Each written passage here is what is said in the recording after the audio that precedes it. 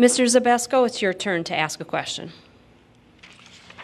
Well, I'll return to the Civic Center, and just very simply, of the other candidates, if money wasn't the issue, if we had all the money in the world or we got money from the federal government in the stimulus plan, would you still support keeping the Civic Center right here in this building, or would you prefer to have the city go build or go somewhere else?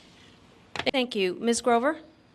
But if we had the money, I think the Civic Center is a prime example of adaptive reuse of an old building to a new use.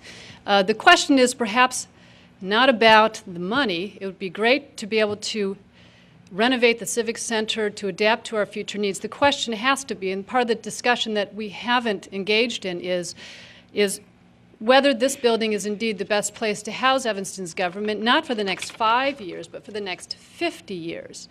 We have to have a long-term view. This building was built as a dormitory, a girls' school, and is now being used to house city government. And over those years, there have been extraordinary changes in both technology, in the cost of energy.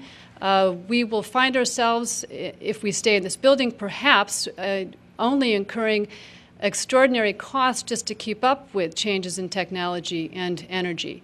So the question is one for our long term. We have to ask ourselves, where do we want city government to be in 50 years, and put into place those policies and those things that will take us there.